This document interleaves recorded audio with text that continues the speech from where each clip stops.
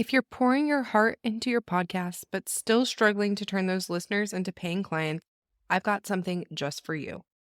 Imagine having a clear, simple plan to turn your listeners into buyers without relying on a huge audience or spending hours on social media. That's exactly what we'll create together in a podcast profit plan discovery call. During this free 20-minute call, I'll help you discover more opportunities for profit in your podcast and give you the next best step to turn your show into a client attracting machine. If I've got an offer that will help you expedite this process, then we can also discuss working together. Book your free podcast profit plan discovery call now by going to podcastingformoms.co/profit plan or by clicking the link in the show notes. I can't wait to chat with you.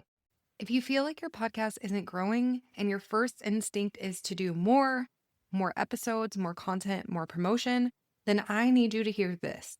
Growing your podcast is probably not about doing more. It's about doing what you're already doing, but doing it better. And today I'm going to be showing you the simplest way to grow your podcast without adding anything new to your plate. Let's dive in. Welcome to Podcasting for Moms, the show for moms in business ready to start, grow, and scale a podcast that turns their listeners into buyers. I'm Jenny Sonneson, a podcast strategist and fellow mom entrepreneur. You're in the right place if you want to learn how to start and grow a podcast that attracts your ideal clients and really does the heavy lifting for you when it comes to selling your offers, all while balancing life as a busy mom. Are you ready to create a podcast that grows your income, impact, and influence? Let's make podcasting work for you because as moms, we know how to get things done. All right, let's jump into the episode. Hey, and welcome to Podcasting for Moms, where we keep podcasting simple, strategic, and actually doable in the margins of motherhood. I'm your host, Jenny Sonneson, a podcast strategist, and your go-to for turning your podcast into something that actually supports your business, not just takes up your time. And this episode's going to be a bit of a mindset shift, but also very tactical. Because if you've been stuck in the cycle of, I just need to be more consistent, or I should post more, or maybe I need to start over, then this is your permission slip to stop. Let's get into it. So somewhere along the way, we were taught that growth equals volume. More episodes equals more downloads, more content equals more visibility, and more effort equals more results. But here's what I see every single day working with podcasters. They are already doing enough. They're just not leveraging it. They're recording episodes, but those episodes aren't positioned to get found. They're showing up consistently, but the content they're putting out is not converting. They're promoting, but there's no clear path from listener to lead to client. So instead of growth feeling simple, it feels absolutely exhausting. So let's talk about the simplest way to grow. So the simplest way to grow your podcast is to optimize what already exists. Not create more content, not start over, and definitely not burn it down. Just make what you already have work harder for you. And this breaks down into 3 core areas. So the first area is optimizing for discovery. So if people can't find your podcast, then they're not going to be able to listen to it. This means your podcast title should be searchable. Your episode's title should be clear and keyword rich as well. And your descriptions should actually tell platforms who your content is for. Because your podcast isn't just content, it is a search engine. And most podcasters are massively underutilizing this. The second thing I want you to do is improve your first 60 seconds of the episode. And this is the fastest win because your growth isn't just about getting clicks, it's about keeping people listening once they get there.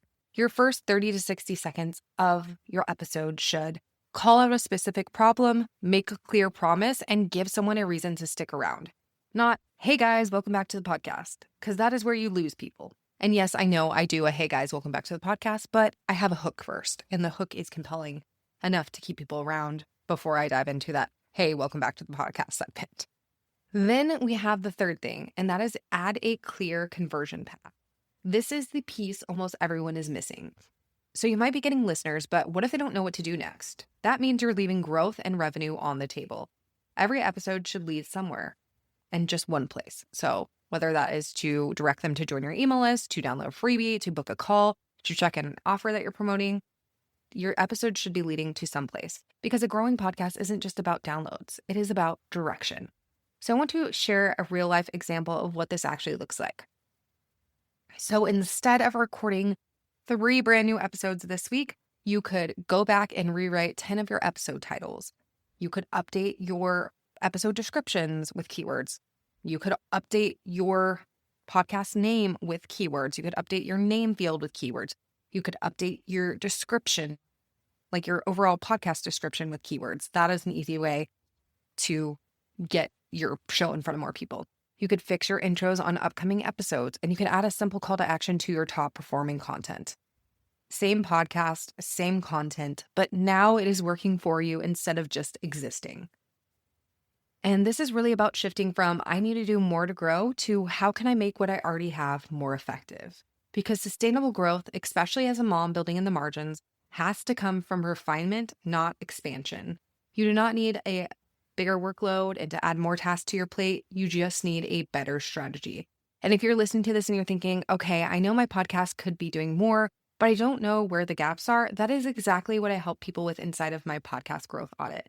We look at what's not getting you found, what's not keeping listeners engaged, and what's not converting into leads or clients. And then we fix it without adding more to your plate. To learn more about the podcast growth audit, you can go to podcastingformoms.co/audit. Once again, that is podcastingformoms.co/audit. And I will also link it in the show notes as well. So yeah, your podcast doesn't need more from you. It just needs to work better for you. And that starts with what you already have. All right, that's it for this episode. I'll see you in the next one.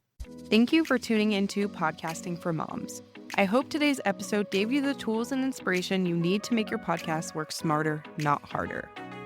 If you love what you heard, be sure to subscribe and leave a review. It means the world and helps other moms in business find the show. For more tips, resources, and support, head to podcastingformoms.co. Remember, you're not just building a podcast, you're building your legacy. Until next time, friends.